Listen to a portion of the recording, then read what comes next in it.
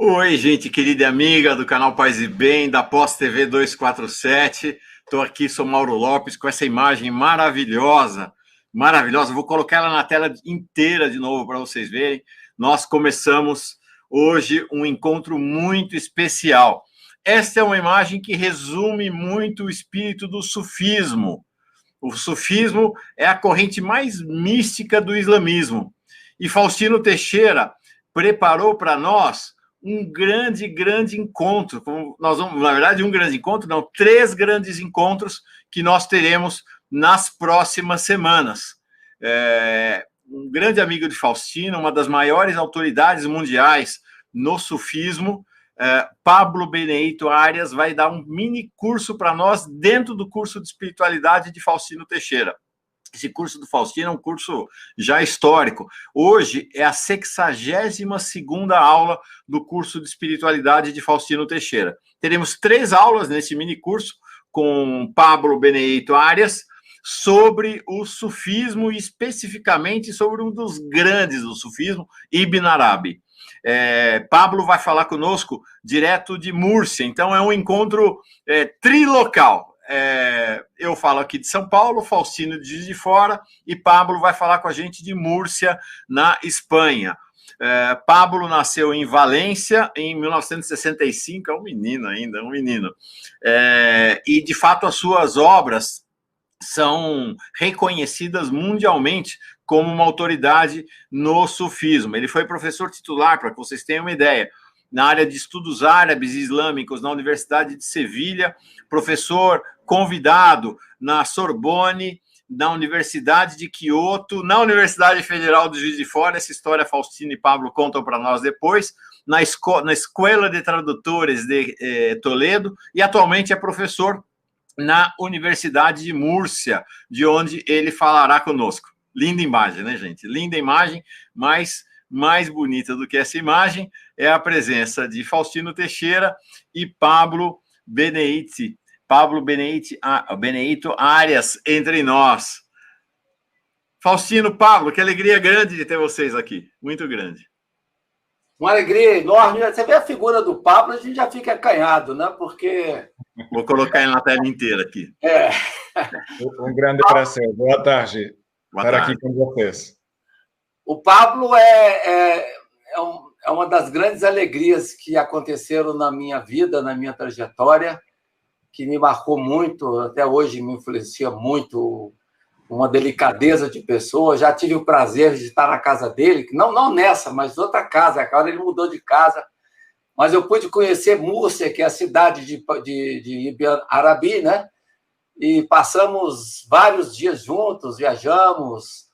E o Pablo eu me lembro muito de uma vez em Juiz de Fora que ele foi fazer uma conferência e falou assim: eu vou falar sobre metafísica, mas não é a metafísica que vocês estão acostumados a ouvir, é uma metafísica diferente, e abriu um campo assim único de estudos de Islã na Federal de Juiz de Fora, que resultou em muitas dissertações, teses doutorais. Ele esteve como professor visitante aqui mais de uma vez, várias vezes, e eu já estive com ele também, a oportunidade. Eu ia estar com ele antes do transplante, mas aí veio a pandemia e eu cancelei a viagem 2 dias antes. Lembro que eu estava em Juiz de Fora, exatamente para lançarmos o livro sobre a espiritualidade de Lula, e você lá, angustiado, tomando decisão se ia ou não ia para a Espanha. Então, é uma alegria ter o Pablo, não quero tomar o espaço. Só digo a vocês que o Pablo é um conhecedor, é um gnóstico no sentido mais nobre da palavra, porque, além de ser um grande estudioso, ele não é um simples scholar, como a gente está acostumado a ver, mas é alguém que conhece o sufismo muito de dentro. O Pablo tem essa capacidade visionária que só o Ibn Arabi tem, e que eu aprendo muito a cada vez que me encontro com ele e quando leio o Pablo. São coisas lindas, e só ele mesmo pode dizer para vocês. Então, teremos a alegria de ter esses 3 encontros com o Pablo. O primeiro, uma ideia mais geral do sufismo, e os 2 segundos, entrando em temas que o Pablo escolheu para falar sobre o Ibn Arabi. Vamos, Pablo. Quem vai falar depois dessas palavras lindas de vocês? Muito obrigado aos dois. Vou tentar de falar em meu portunhol. Sim, eu fiquei com muita pena de não ter recebido você aqui nesse simpósio planejado que já faremos aos poucos, no qual o Faustino vai receber um grande prêmio da Sociedade Ibn Arabi Mias Latina, pela sua trajetória, pela importância de sua voz ao respeito do estudo das tradições espirituais e, inclusive, do Islã, particularmente do sufismo no Brasil. Então, graças, Mauro, graças, Faustino, pela sua amabilidade. E dizer que para mim é um grande honor falar assim, seu convite, porque, para ampliar isso que o Faustino falou, eu considero ele um dos meus mestres nas questões da academia, mas principalmente nas questões da vida, né? Tudo que a gente compartilhou foi para mim um ensinamento. Obrigado por isso, Faustino. Bom, então... Pablo, um minuto. Sim, só eu saudar, porque o curso do Faustino, ele é uma grande classe, uma grande sala de aula virtual. Então, tem gente que acompanha as mais de 60 aulas do curso Faustino. Tem gente que assistiu todas as aulas e as pessoas comentam, interagem. Deixa só um segundinho, eu vou saudar quem está chegando aqui. A Rosilei Costa Papi de Agnoli, manda o paz e bem dela, Albina Emília, Josenira Rodrigues, Suzane Mendonça, Albina, olha aqui, Albina Emília dizendo assim, olha que interessante, abraços para todos, carinhosamente para Pablo, participei do último curso dele na Universidade Federal de Juiz de Fora, então, ansiosa para começar, Heloísa Bortoli, olha que legal, uma ex-aluna sua, Heloísa Bortoli, o Marcelo de Mello, Cláudia Márcia Caetano, mandando boa tarde dela, Maria de Lourdes Martinelli, Maria de Lourdes Gonçalves, falando de Atibaia, no interior de São Paulo, Vera Reis, dizendo um bom diálogo, Josi Negreiro, salve Mauro, professor Faustino, Pablo, comunidade, Alexia Lourenço, o André Meyer, saudações, queridos Mauro, Faustino e Pablo, nos recordamos, olha aqui, mais outro aluno, ex-aluno, nos recordamos sempre com alegria do curso sobre sufismo que fizemos com Pablo e Faustino em 2015. Feliz oportunidade por estar novamente aqui. Nossa, 5 anos depois. Muito legal. Sim, a Josi pergunta, é Beneito mesmo? Sim, Pablo Beneito, com um I no meio. Letícia Burti, estou feliz por estar aqui. Rogério Zaia, também mandando um abraço. Quem mais aqui? Júlio Caprani, grande amigo nosso também. Elisa Mendonça, Eveline Lima, de Maceió. Marília Braga, Rogério Zaia, já falei dele. Quem mais fala aqui? Alguém me perguntou... Rogério Zaia perguntando onde consegui essa realmente lindíssima gravura aqui, que é a capa da nossa aula de hoje. Rogério, eu vou te contar um segredo. Digitei assim, sufismo, no Google e fui pesquisando, apareceu essa imagem, achei maravilhosa realmente para a gente começar. Pablo, a sala de aula está reunida, já são quase 50 alunos na sala de aula, prontos para te ouvir, e depois esse nosso curso vai se reproduzir aí por todos os cantos, com certeza teremos muito mais gente, 200, 300, 400, 500, 600 pessoas que assistirão sua aula aí nos próximos dias. Somos todos seus alunos e ouvintes aqui. Que bom, Mauro, obrigado. Saudades daquele curso de 2015. Então, hoje vamos tentar fazer uma apresentação de termos gerais da significação do sufismo. Vocês sabem que é uma das grandes tradições espirituais vivas no nosso tempo. E para mim, como o Faustino falou, tem sido sempre muito inspiradora na minha vida também, né? Então, difícil começar a falar desse grande fenômeno tão inclusivo que é chamado de sufismo.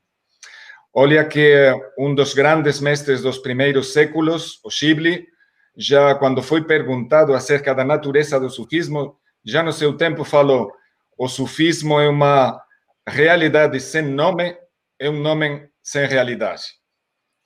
Normalmente isso é interpretado como uma crítica ao fato de tantas pessoas se atribuírem a condição de sufis sem ter uma verdadeira realização e compreensão do sufismo, né? E também, mas além disso, eu acho que a citação é mais essencial, porque, na verdade, é bem assim. Uma grande tradição espiritual, ou toda aproximação à essência da realidade, apresenta essa situação de nós ficar na frente de uma realidade sem nome, nomeada por todas as possíveis aproximações, mas essencialmente sem nome.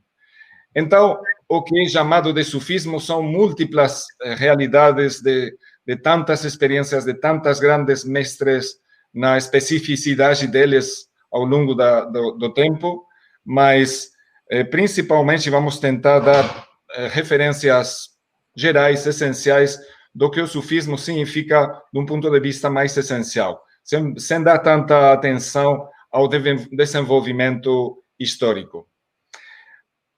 Mas, para aqueles que não tenham uma familiaridade com o sujeito, o sufismo, como já Faustino falou, é uma das grandes tradições místicas, principalmente no âmbito da Sunna do Islã, mas sempre em diálogo íntimo com essa outra grande espiritualidade islâmica da Shia, que por si mesma tem já um caráter marcadamente esotérico, e, portanto, é em permanente interação com as grandes tradições do sufismo.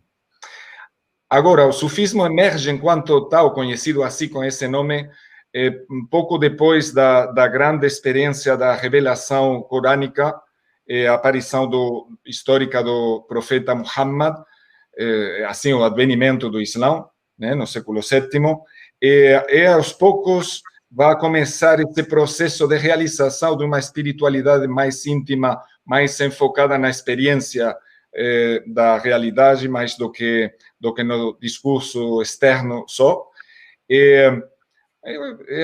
Aos séculos, 2 séculos, que vai se chamar de sufismo. Agora, tem muitos sufis que nem usam especialmente essa denominação, e tem muitas manifestações de esoterismos islâmicos que são chamadas também de sufismo, que guardam similaridade, mas não necessariamente têm a mesma inspiração, ou são reconhecidas pelos grandes sufis como parte da tradição deles, né? Bom, um fenômeno tão complexo quanto qualquer outro fenômeno das grandes tradições espirituais. Eu gostaria de começar por falar que uma citação de um dos grandes mestres sufis, Abdurrahman as-Sulami, que fala assim, tenho aqui para não falar outra coisa: ninguém vai alcançar o grau espiritual de seu potencial, por elevado que seja, até ele não ser consciente de que da insinceridade de seus próprios atos e do fato de seus estados interiores e aspirações, até que seus estados e aspirações não pareçam para ele vanas aspirações. Então, encontramos essa toma de consciência muito no início do percurso do caminho espiritual, que é a consciência profunda da insinceridade dos atos e da vaidade das pretensões, das aspirações espirituais. É um começo intenso, né? Forte. Eu falei isso para começar, para introduzir uma diferença que eu considero muito essencial. Quando uma tradição espiritual está tão ligada a seu trasfondo escriturário religioso, no caso do sufismo ao Islã, é fácil, às vezes, ter uma confusão com a aparente proximidade das correntes que poderíamos chamar de ascetismo e, do outro lado, do sufismo. Claro, se às vezes certas citações, certas práticas fazem com que a gente perceba uma similaridade, e certamente tem essa similaridade. Agora, o que acontece é que, no contexto do ensinamento dos mestres sufis, práticas como abstinência, como retiro espiritual na interioridade, como como a prática do silêncio, ou a prática da rememoração e todas as práticas exteriores da religião, tem outra diversa orientação. Elas não são concebidas enquanto fins em si mesmos para uma aquisição quantitativa de méritos espirituais. Então, mais abstinência eu sou estou me realizando mais nessa aquisição. Isso que poderia, assim, de um jeito tão geral e tão vagamente caracterizar uma tendência ascética de superação pelo esforço, no sufismo é bem diverso, e a característica dele é a ênfase na significação da experiência fazendo referência à interioridade do coração. Então, a prática da abstinência, por exemplo, no jejum, qualquer outro tipo de autorrestrição, é uma prática para liberação, para autoconhecimento, e para uma liberação, para uma concentração da atenção no essencial, e não para conseguir um mérito em si mesmo de acumulação de abstinências, né? Não é assim. Mesmo poderia se falar do silêncio, da prática do silêncio, que é um lugar de encontro consigo mesmo, de conhecimento de si, e não é uma evitação da relação com as entidades da realidade, mas é bem uma técnica para intimação com a diversidade, para conhecer o segredo da comunicação, para a escuta. Então, silêncio no sufismo é bem uma escuta íntima do ser. Então, por exemplo, os sufis vão falar do fato que a realização do silêncio é a volta para a diversidade do mundo na intimidade com o real, não é? Mesma coisa poderia se falar assim do retiro, que vai levar o sufi não a um retiro, num solipsismo, numa solidão, respeito ao mundo, mas pelo contrário, vai levar essa prática vai levar a uma capacidade de integrar um relacionamento mais pleno com a totalidade das criaturas. Bom, então, essa primeira distinção entre ascetismo e sufismo, que especialmente nos textos dos primeiros séculos do Islã sufi, às vezes são tratados conjuntamente, mas, na verdade, são bem diversos. Então, com certeza, tem uma prática ascética dentro do sufismo, mas, insisto, o fundamental é que isso não é um fim em si mesmo.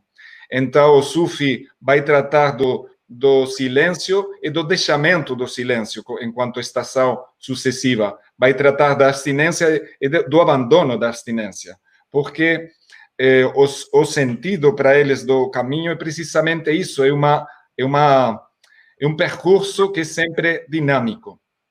Isso é um tema que eu acho muito central nas tradições místicas, é a diferença entre uma religiosidade estática, baseada nos princípios externos das aplicações do que é considerado a religião exterior, em contraste com uma dinâmica, que uma interiorização, uma realização do significado e da vivência íntima desses princípios no coração.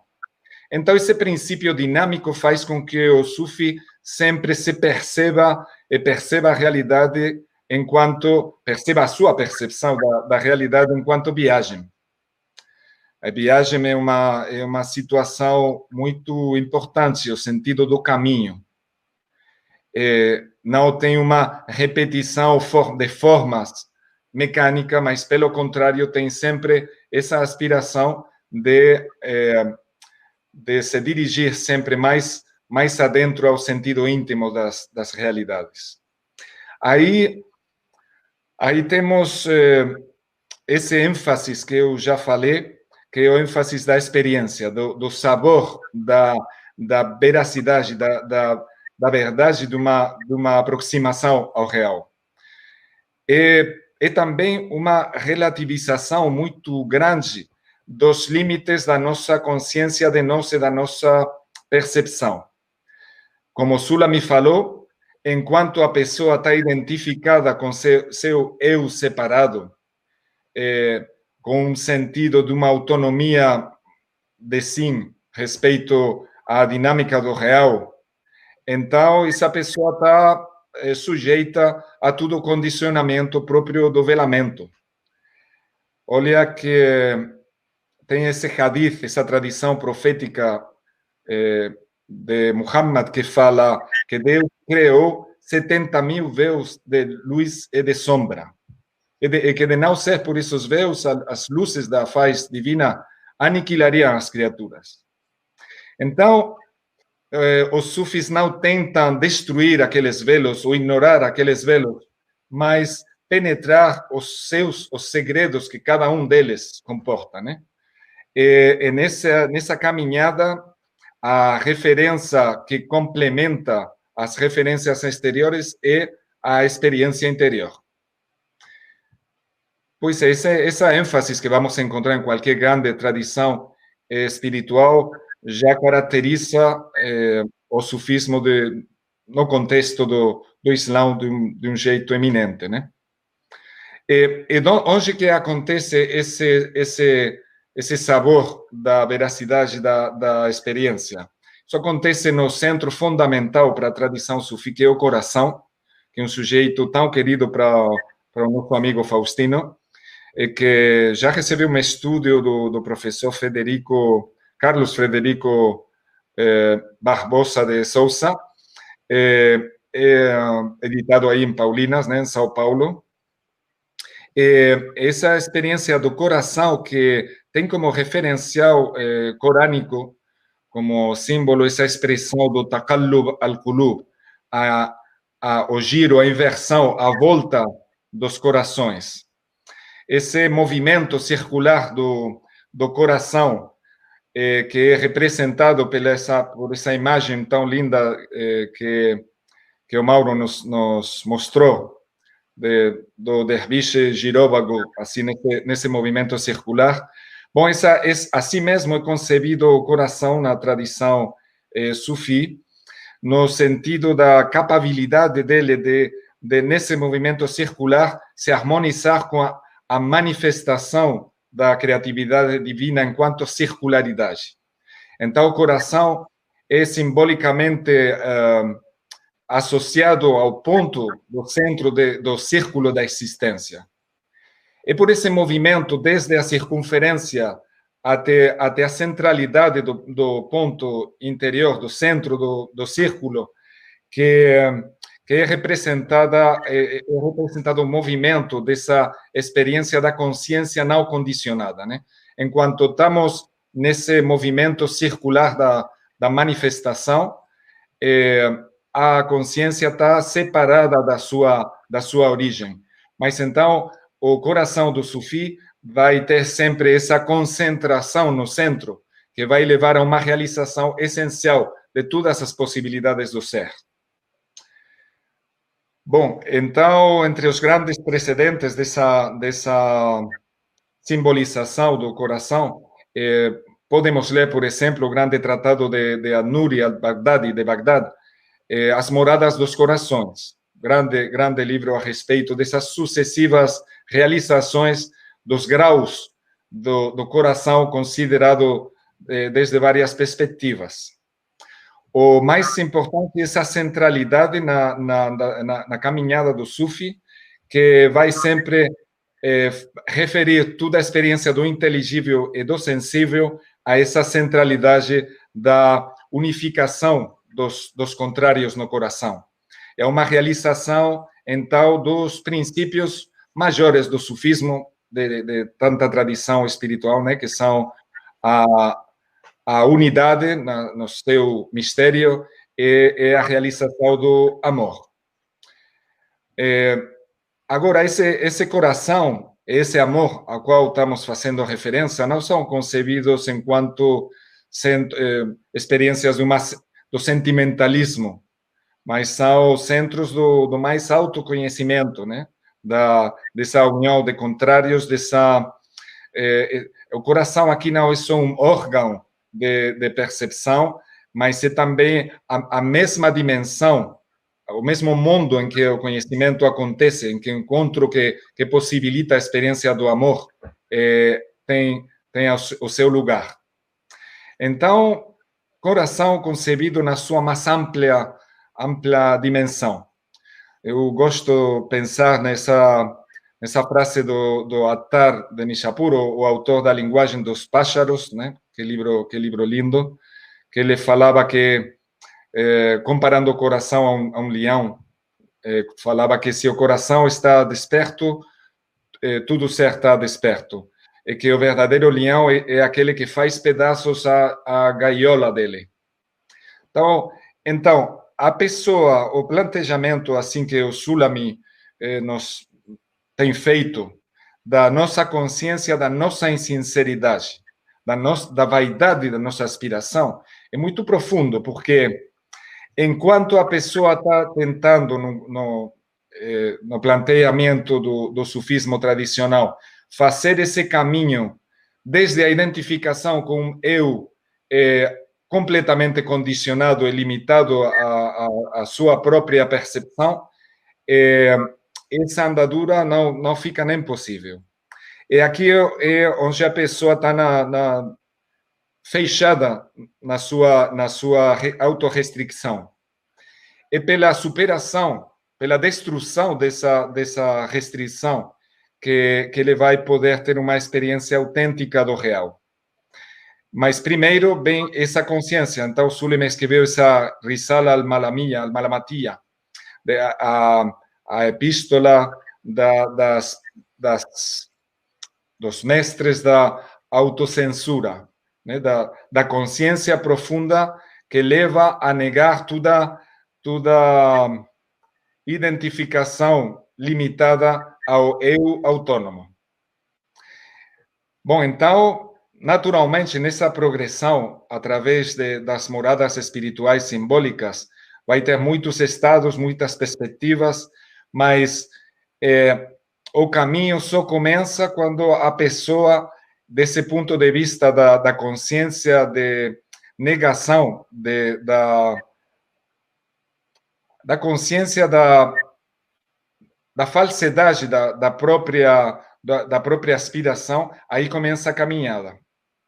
E se vamos falar em um tipo do que os sufis chamam a desaparição, a aniquilação da falsidade, a superação da ignorância no seio do conhecimento, que é uma experiência de conhecimento dinâmico, não uma definição, não um conhecimento de definições, de princípios que estão estabelecidos e constituem um sistema fechado.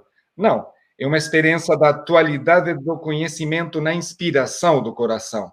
Essa inspiração é renovada a cada momento.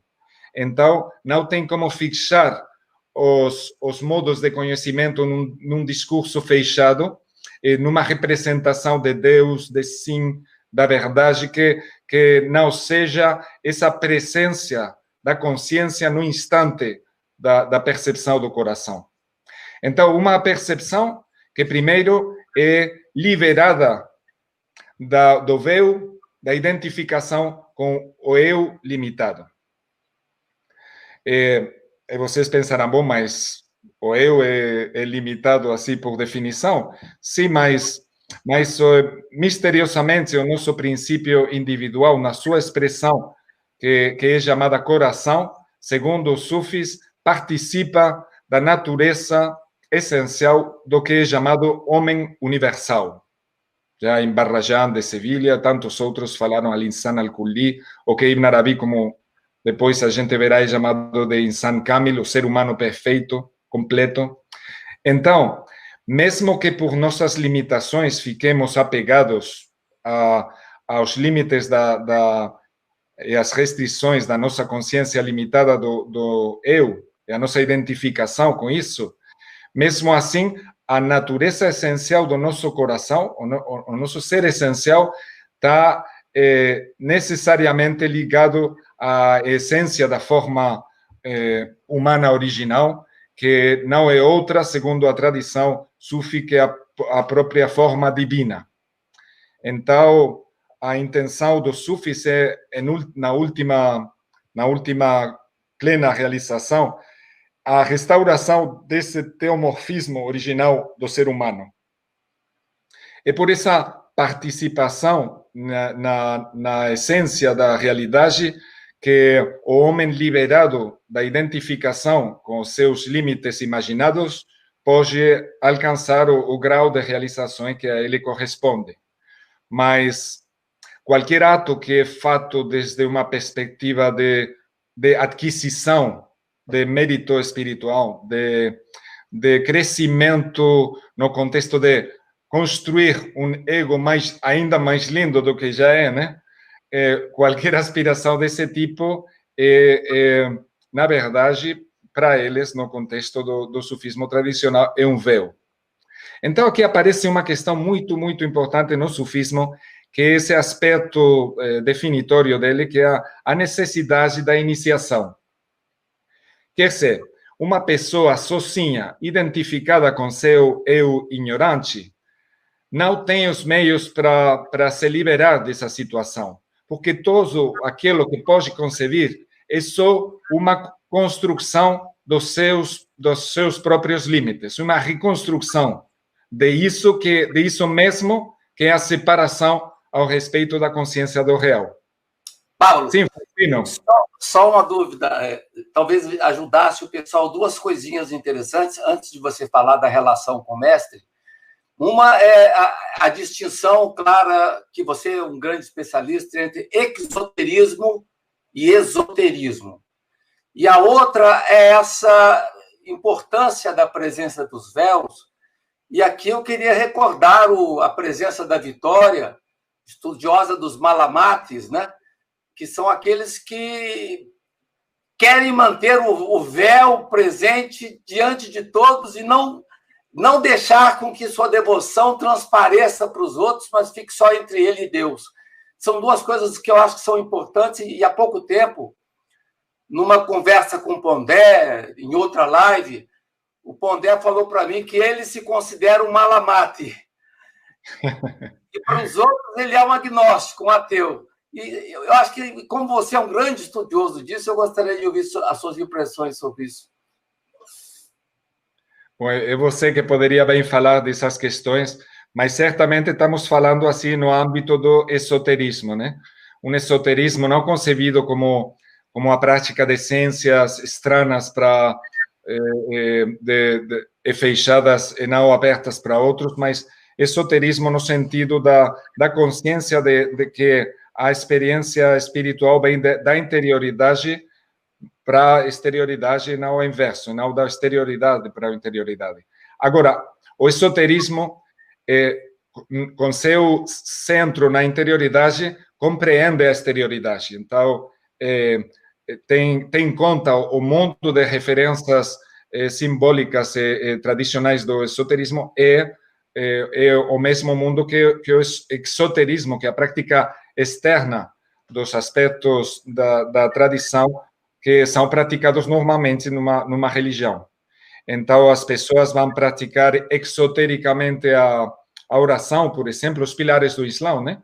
A shahada, o testemunho da unidade de Deus e da mediação do profeta, as orações, vão praticar o zakat, essa participação na dinâmica da comunidade, da doação aos outros, né, a entrega e tudo isso de um jeito exotérico, externo, em práticas formais. O esotérico vai ter uma orientação para a realização do significado mais íntimo, mais interior de todos esses princípios externos, né? Bom, você mencionou a nossa grande amiga Vitória Pérez, né, que passou a outra vida e que foi uma grande inspiração para nós. Então, vamos dedicar para ela esse encontro nosso hoje? Vamos dedicar a ela. Grande persona e uma grande representante do estudo do sufismo e do Islã e outras coisas no Brasil. Tenho uma grande lembrança dela. Bom, então, sim, essa questão de que, como você falou, o sufi fica também velado ao respeito da exterioridade, porque pela condição das limitações dos outros, é melhor não deixar transparecer a natureza íntima dele, né, que fica protegida, fica fica nessa intimidade com o real. Então, isso faz parte, vamos dizer, das técnicas tradicionais do sufismo, que é a preservação do segredo e a preservação da intimidade.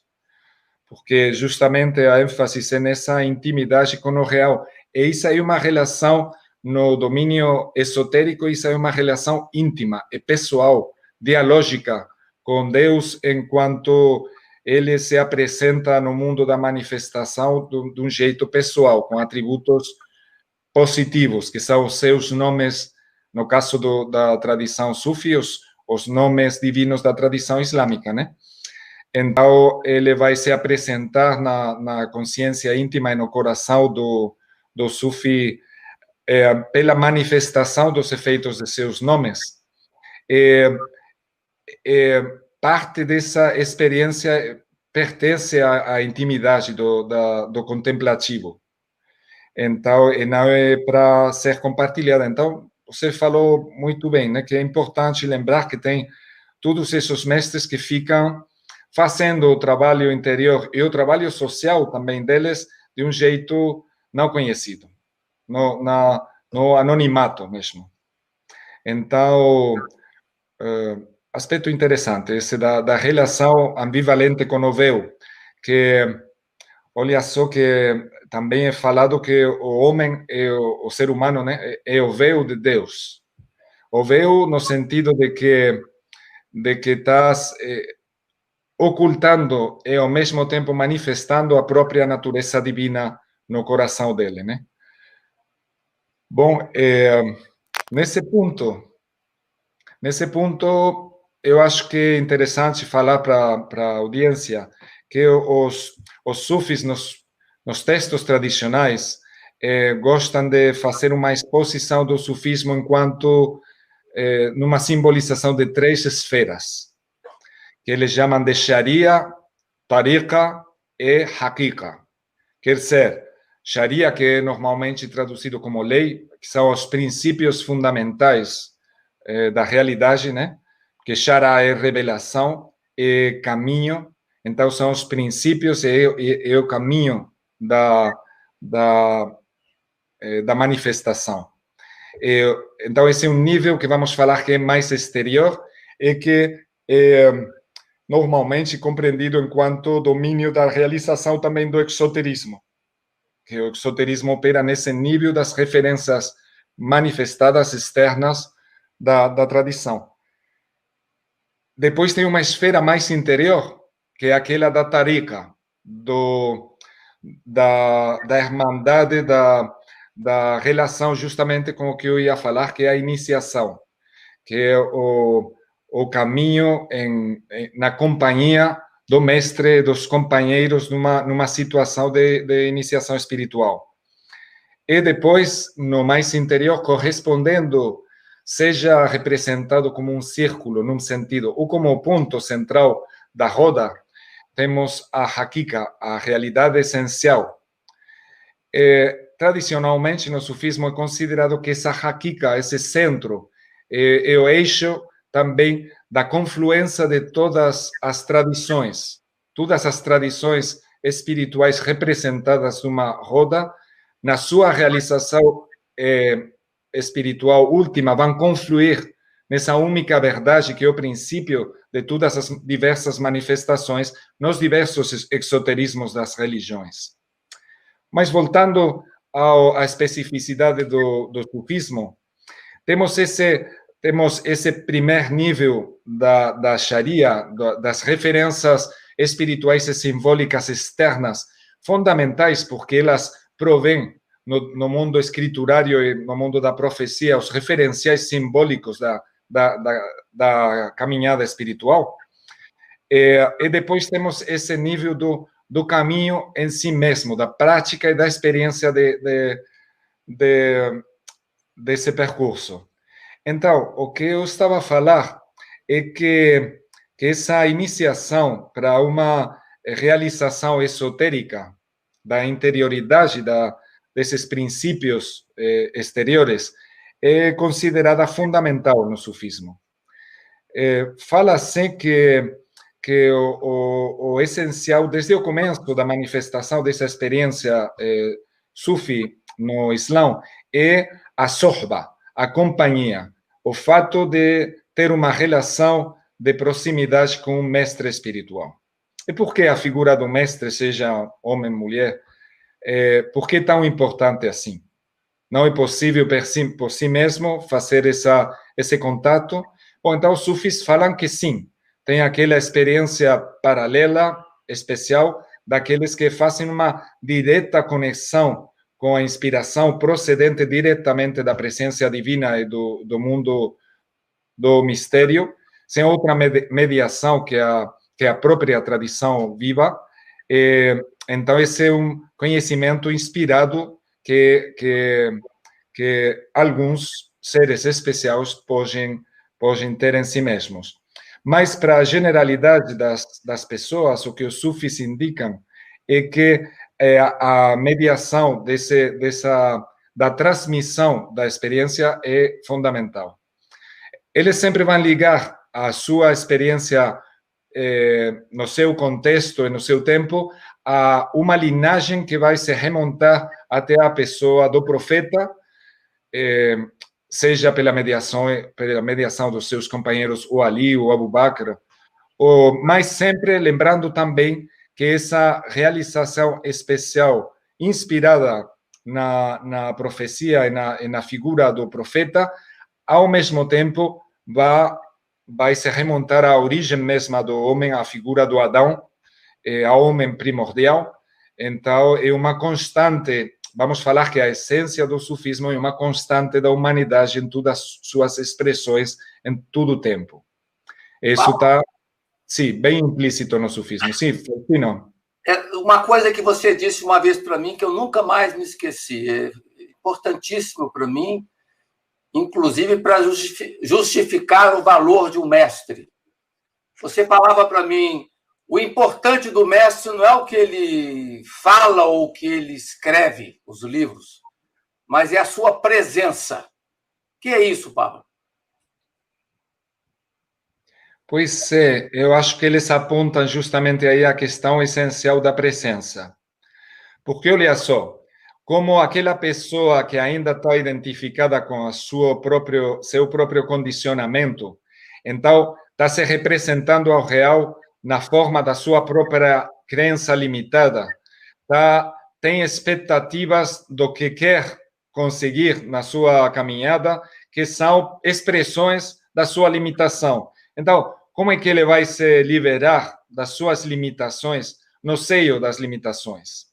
Então, o mestre, enquanto figura de realização, quer ser que tem uma superação dessa identificação com o eu pessoal separado, autônomo, e está imerso numa experiência de vivência da presença do real, de Deus, na realidade.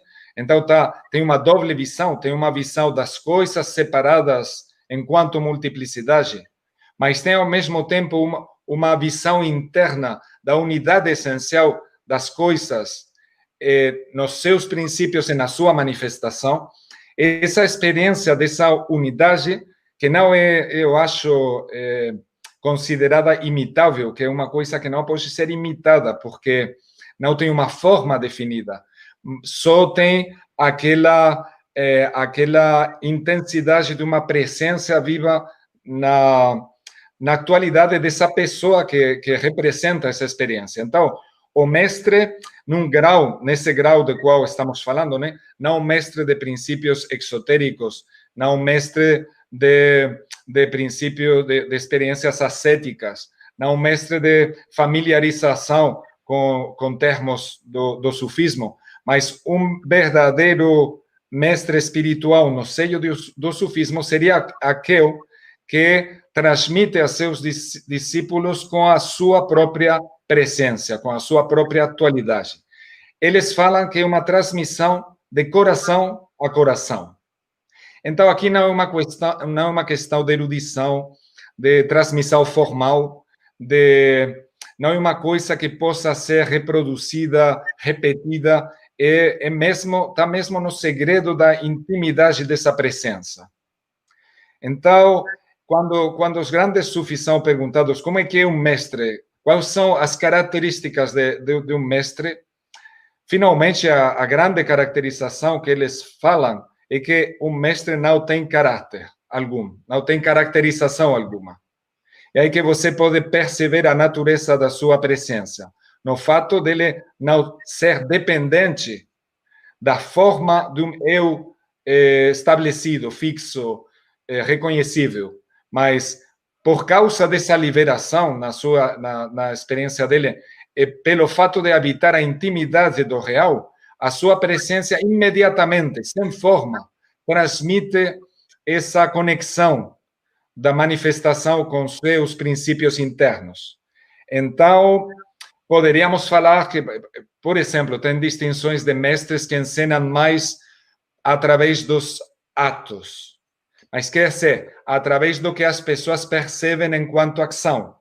Outros que ensinam mais, que são conhecidos pelo ensinamento através de falar, ou de outras coisas. Alguns são mais aparentemente caracterizados pelo pensamento e a escritura, outros não. Tem mestres que são mestres da beleza, que então ensinam, porque no ensinamento e na presença deles manifesta-se muito o princípio de beleza divina, o nome divino Al-Jamil, o belo, que fala, eu sou o belo que ama e amo a beleza, né? Ou tem outros que, pelo contrário, parecem ter um caráter intenso que manifesta o rigor divino, os aspectos da majestade, da distância, da força. Seja qual seja a situação, o planejamento que os sufis fazem é que esse mestre espiritual, o essencial do mestre espiritual é que ele pode prover o que o discípulo precisa. E se a questão é a realização da unidade essencial, então o que precisa é a superação dos limites da sua identificação egóica. Agora, um mestre assim vai proceder, eles falam sempre, né, na literatura ao respeito, vai proceder gradualmente com o que caracteriza o sufismo, que é a cortesia espiritual, a subtilidade espiritual. Ainda isso não é uma mecânica formal. O ensinamento se faz assim, é desse jeito. Não tem forma porque com cada pessoa, em cada situação, é diverso, necessariamente diverso. Porque procede da adequação à inspiração do instante. Então, o ensinamento é um segredo cordial, do coração. Então, quem que seria esse mestre sufi? Seria uma pessoa que verdadeiramente é habitada pela inspiração, é plenamente receptiva, num silêncio interior do eu, é plenamente receptiva ao mistério, à presença da realidade diretamente em si. Só essa pessoa seria um verdadeiro mestre espiritual desse nível que estamos falando, capaz de, então, ajudar o discípulo a uma verdadeira transformação radical da sua consciência de si e do real. Porque para ter essa abertura precisa essa radicalidade, né? Sim, Faustino. Eu queria ouvir o Mauro. Eu queria ouvir uma pergunta do Mauro sobre isso. Eu pensei muito no Mauro. O microfone estava fechado. Essa questão do mestre me parece realmente muito interessante, Pablo e Faustino, porque a grande característica do mestre é não ter um figurino, né? Ele não tem um modelo do mestre, né? O mestre é aquele que, através da expressão da sua interioridade na relação com o discípulo ou a discípula, se faz presente. E então, tive recentemente uma experiência com uma mulher, Dona Maria Teresa dos Santos, uma mulher negra muito sofrida. Ela é aí de Minas Gerais, do movimento contra o encarceramento, né, dos pobres aqui no Brasil. É uma mulher de uns 60 anos de idade. Como ela diz, ela não concluiu nem o ensino médio. Esta mulher fala e o mundo para. Você sente que o mundo para, porque ela fala com uma sabedoria e isso para mim tem sido muito impactante, tanto que eu tenho um programa lá no 247, que eu chamei ela uma vez, aí agora toda semana ela vem, porque ela começa a falar e ela tem uma sabedoria da vida e da relação dela com as pessoas e com as coisas que te faz... eu acho que é uma sensação meio... Para falar da nossa origem cristã, não sei se você é desse caminho do cristianismo também, mas Faustino e eu, um pouco aquela ideia, sabe, da mulher de Maria, que só queria ficar sentada ali aos pés de Jesus, porque enquanto ele falava, uau, né, o coração, tudo entrava em ordem, né? Tudo entra em ordem, né? É muito interessante isso. É bem assim, nessa questão da presença é muito imediata. Uhum. Os sufis falam que, de um ponto de vista, mesmo se nossa consciência externa é tão limitada, a nossa consciência interior do coração, a visão do nosso coração está aberta, mesmo se não podemos ter a consciência disso.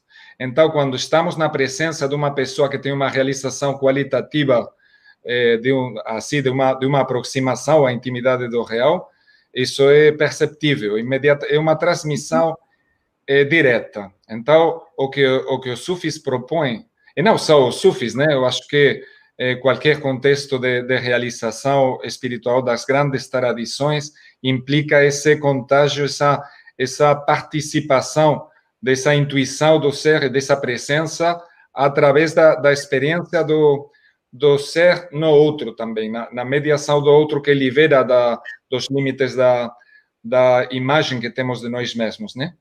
Então, muito importante. Jalaluddin Rumi, que é um autor tão querido para o Faustino, que acabou de escrever um grande livro falando tanto do Rumi e do Ibn Arabi, que vai aparecer aos poucos. Tem um texto atribuído a ele que fala: eu não sou nem cristão, nem judeu, nem muçulmano, nem zoroastra, tal.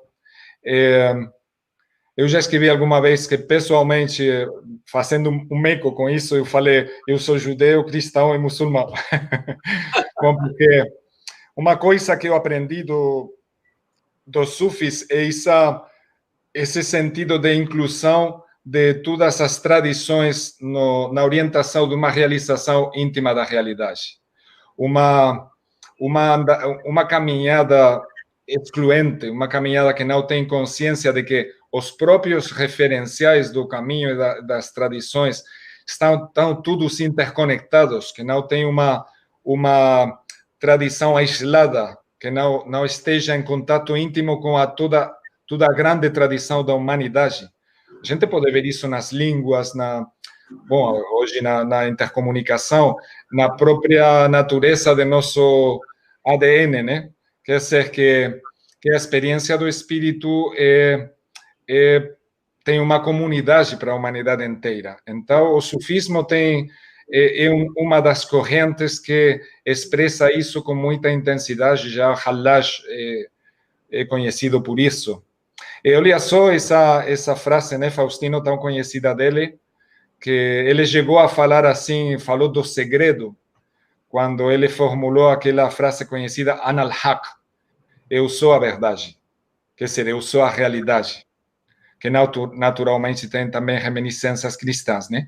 E que expressa precisamente esse momento de transformação radical da consciência que sai dos limites da separação para receber a experiência da unidade última, do fato que das criaturas não estar verdadeiramente separadas do seu princípio único essencial, mas ser expressões infinitamente diversas dessa unidade.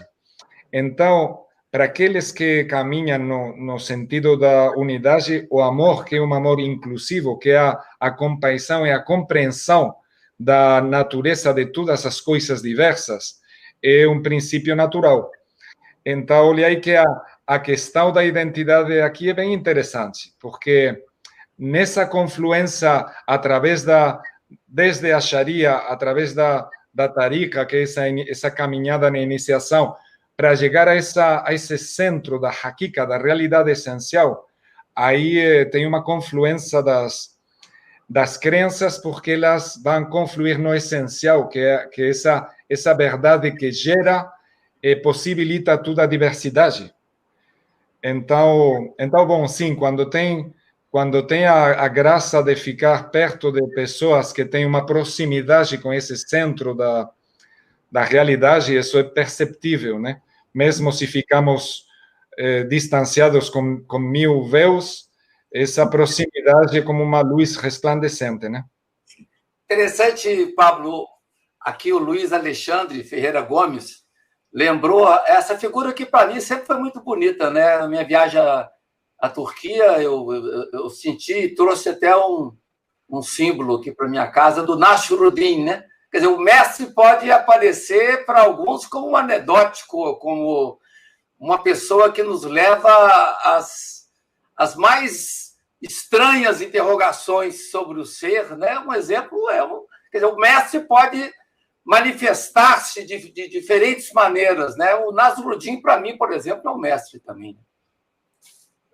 É um mestre compartilhado, Faustino, sim. Para mim também é a sua figura, porque ele representa excepcionalmente no contexto do sufismo e do Islã a grande tradição do humor praticado e concebido desde a perspectiva da sabedoria e do conhecimento e do amor, né?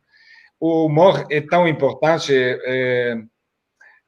porque se as pessoas ficam sérias demais com as identificações deles com a sua crença, que é uma limitação das possibilidades do real, ou com sua linguagem, com seus procedimentos particulares, uma certa hermenêutica, um certo estudo, então as pessoas ficam rígidas.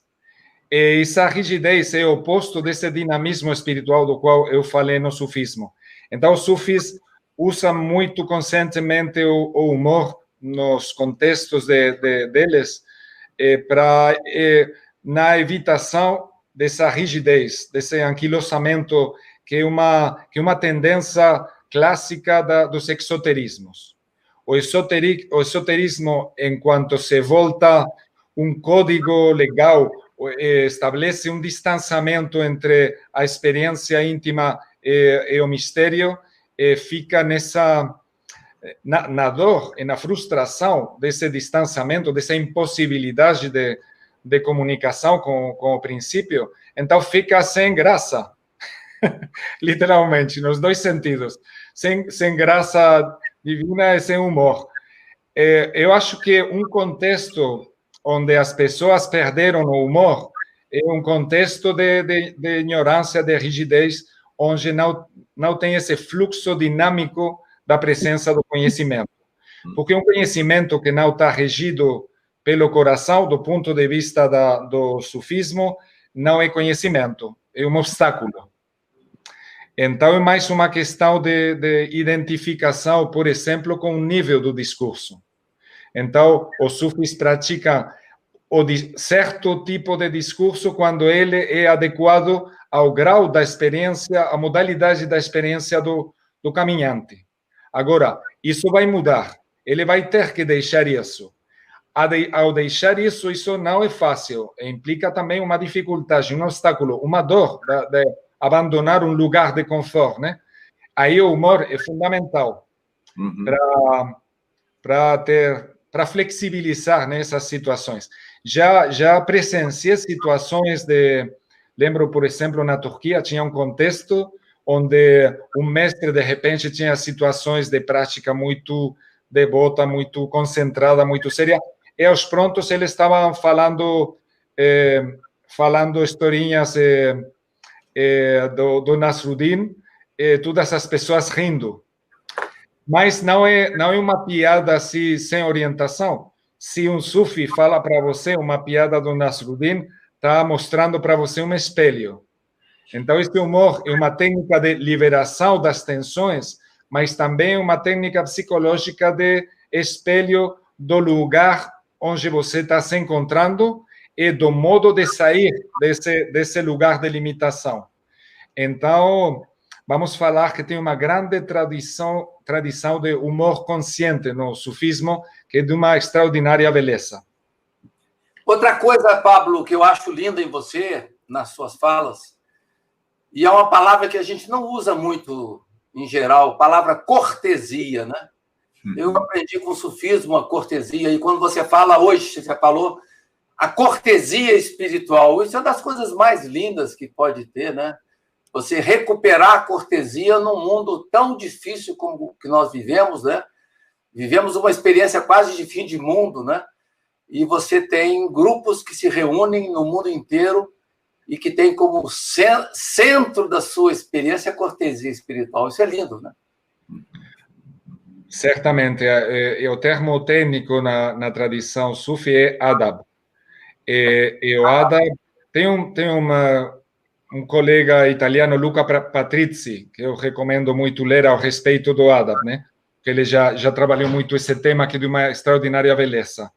Então, poderíamos falar assim, as boas maneiras, mas o termo cortesia, eu concordo com você, Faustino, que é de uma grande beleza e tem essa associação tradicional aos referentes de uma corte, né? Tem o rei, tem aquele simbolismo da presença divina na condição de realeza. Então, todas essas boas maneiras na tábua espiritual para se comportar em adequação àquilo que o real está oferecendo para você, essa intimidade que está sendo oferecida. Então, se vamos chegar na tábua do real e vamos nos comportar de qualquer jeito inadequado, então não vai dar. Para ser recebidos nessa presença, primeiro é se esvaziar o coração da escuridão, de tudo aquilo que não corresponde com essa intimidade. Então, aqui a linguagem da cortesia espiritual no sufismo tem a ver com essa situação do palácio, com a presença do rei, e tem a ver com a cortesia no contexto do amor do amado e da amada. Então, se vamos cortejar a presença da realidade, a intimidade tem bem que ser nessa consciência íntima do que é adequado em cada momento. O Rumi, né, conta aquela história do poeta que escrevia muitos versos, a amada dele. Então, um dia é recebido pela amada e começa a recitar todos os longos poemas dele. A amada fica cansada e já chateada e manda ele embora, né? Porque ele não está na cortesia de acolher o encontro com a amada, está na identidade, está na lembrança de si, está nas suas próprias composições.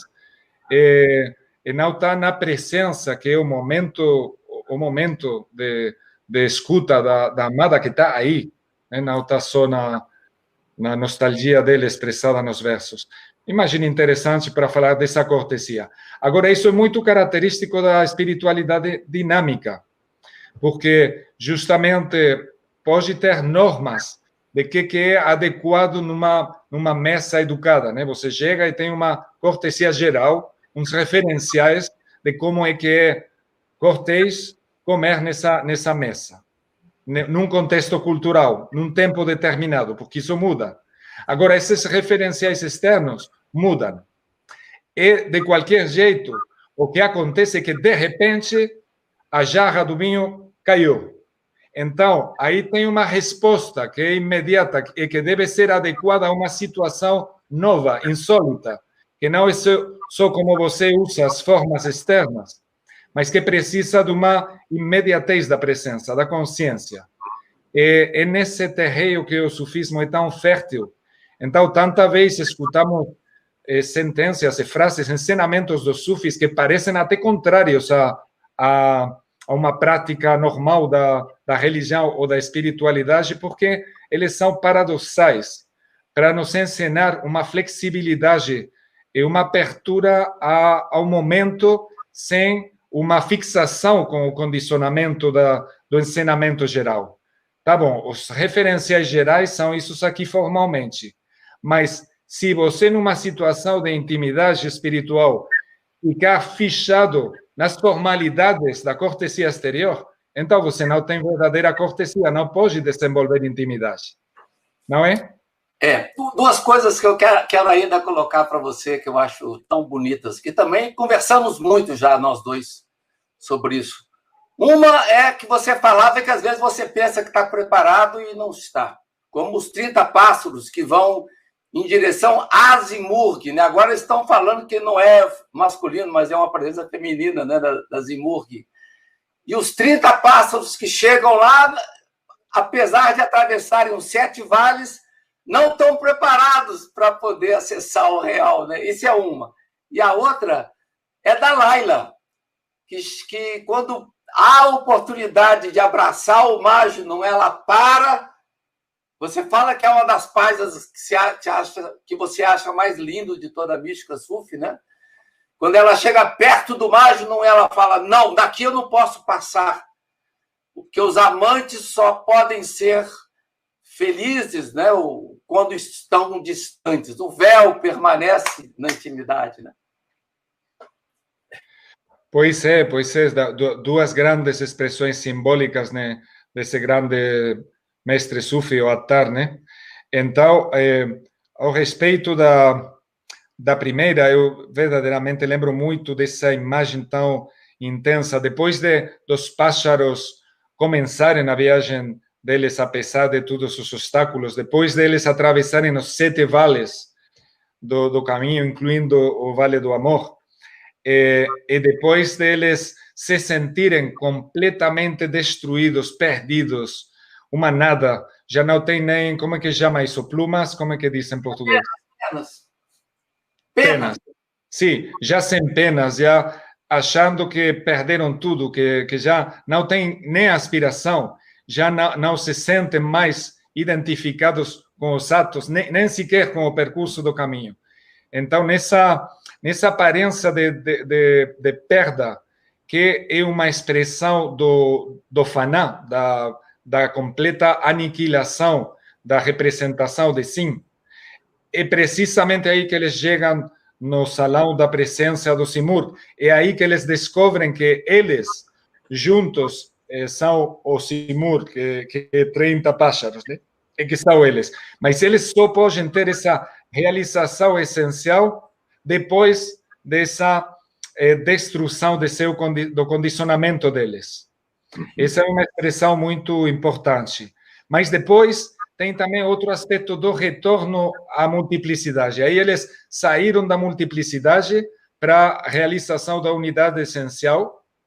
E agora, esse símbolo que você está comentando, tão lindo, da Leila, da noite, né?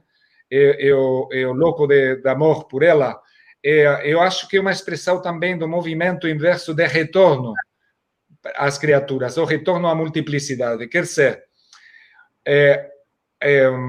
no contexto da Walaya, da santidade, da proximidade a Deus, fala-se que tem aqueles que chegam e depois tem um grau mais elevado que esse, chegam na presença, o grau mais elevado é o retorno à multiplicidade, o retorno ao mundo.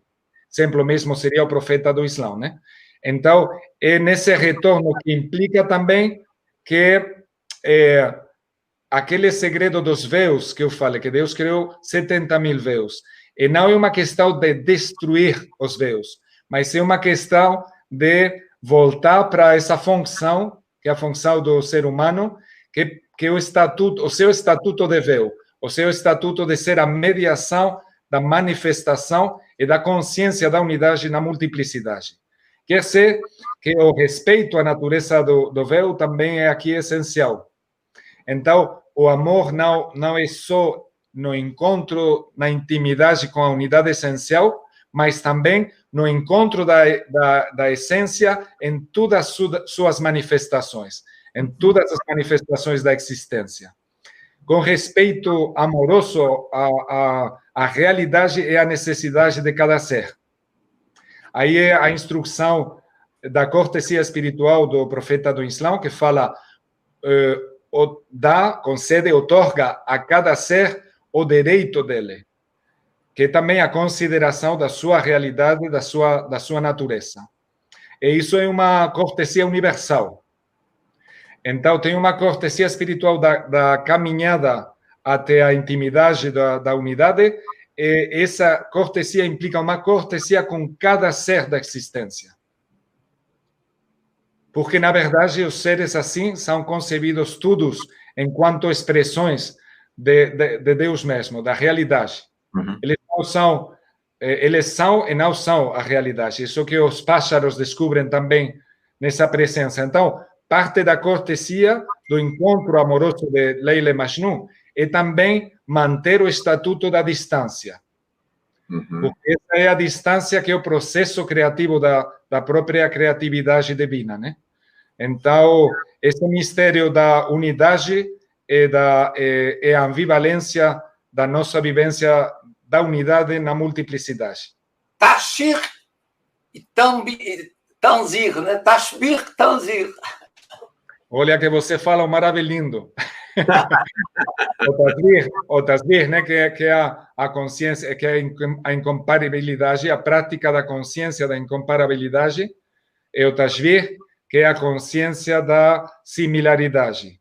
É a conciliação dos dois opostos, é o fato de reconhecer na similaridade das criaturas a presença do mistério essencial e, ao mesmo tempo, ver que nessa diversidade a essência nunca pode ficar expressada por coisa alguma.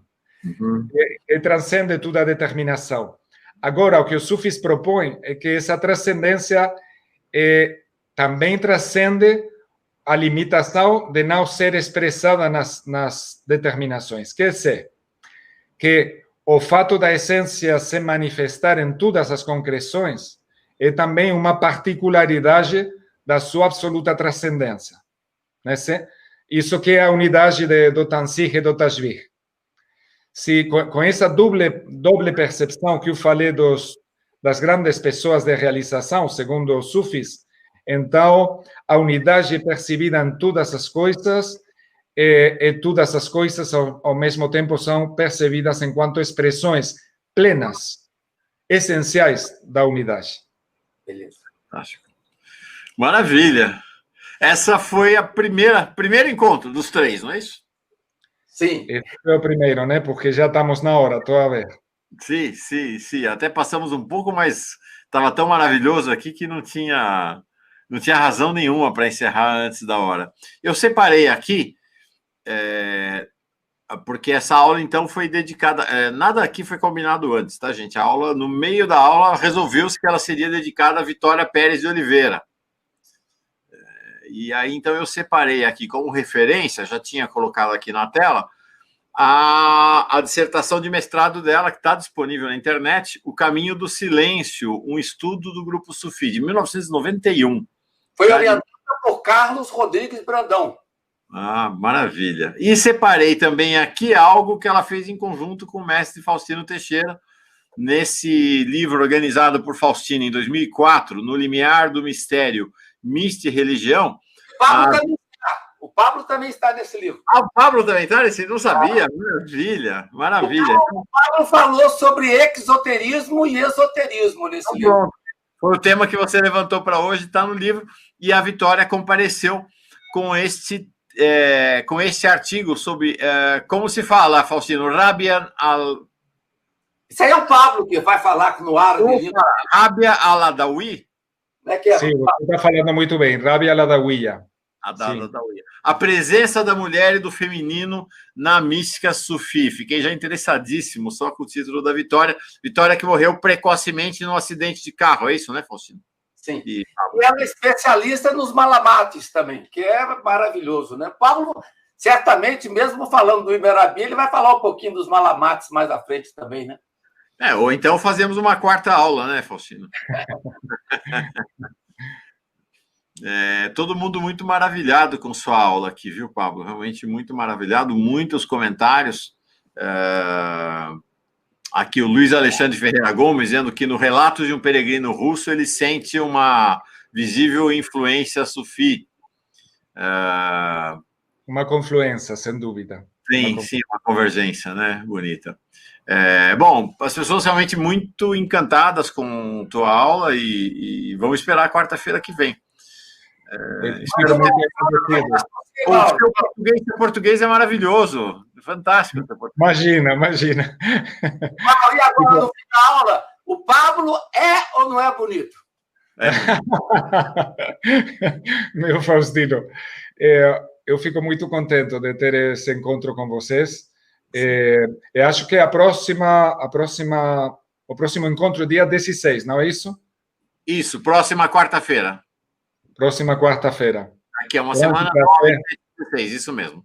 Você já tem uma ideia, Pablo, de que você vai falar na próxima quarta-feira? Tem uma ideia, mais ou menos, de que tema?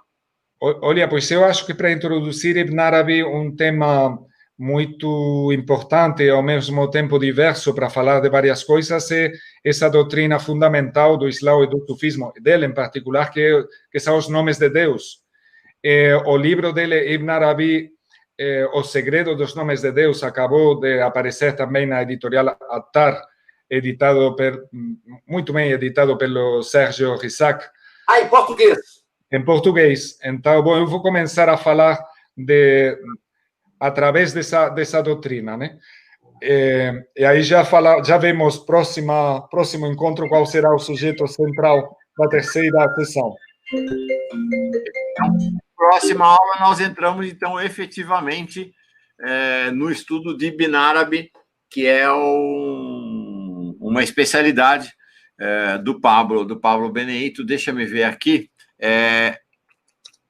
Se eu já encontro, quem quiser, então, ler... Os nomes de Deus, sim.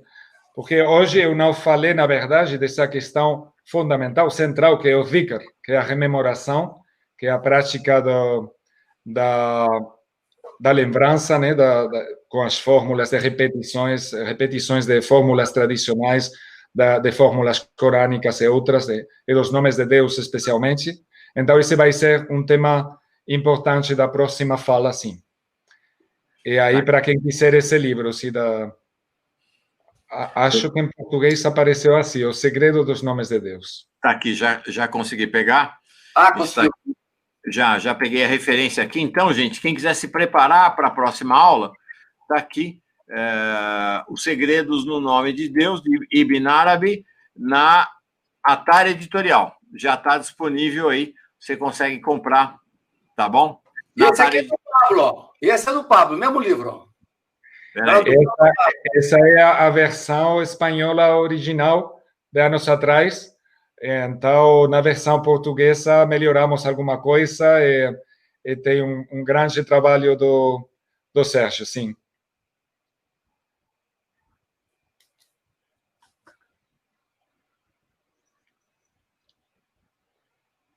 Mauro, já foi?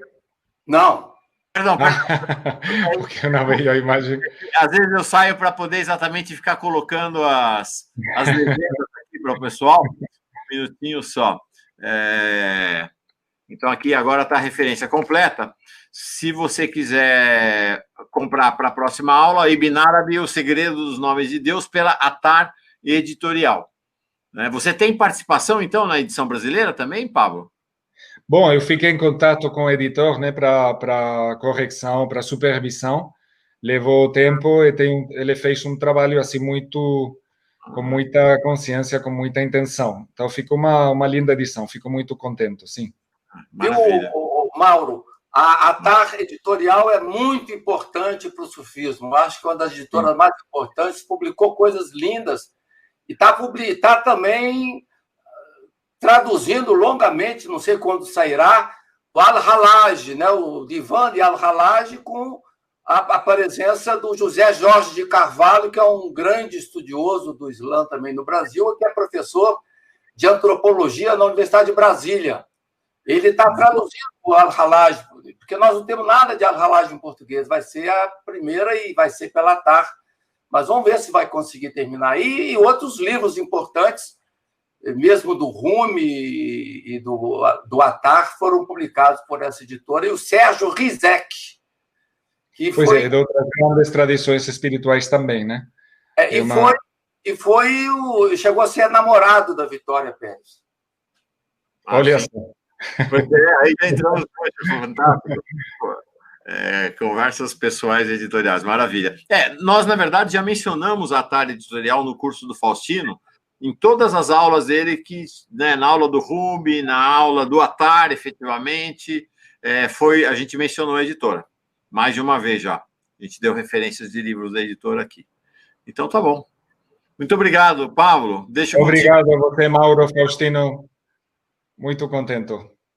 Tá, obrigado a você pela tua presença, a tua aula. Faustino, quer fazer o fechamento da aula, por favor?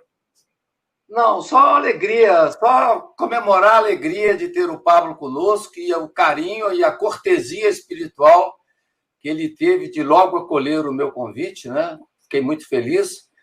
E ter o Pablo por perto é motivo de grande felicidade. Alegria. Muito, muito mesmo. Gente, querida, paz e bem para todo mundo. Quarta-feira da semana que vem, no Paz e Bem, estreia sempre quinta-feira, às 5 horas da manhã, na Pós TV 247, e aí fica disponível para você todo o tempo, para você assistir a qualquer momento, assistir novamente, pegar as referências, as indicações bibliográficas sempre na descrição do vídeo. Aqui no Paz e Bem, você tem tudo organizado na playlist do curso do Faustino Teixeira. Aqui na Pós TV 247 não está organizado, mas se você também digitar ali na busca, vai encontrar todas as aulas do curso do Faustino Teixeira. É isso aí, gente. Até a semana que vem. Muito obrigado. Para mais uma semana com Pablo Benedito Arias, semana que vem. Tchau. Pablo e Faustino, não saiam não, fiquem aí mais um pouquinho. Tchau para todo mundo.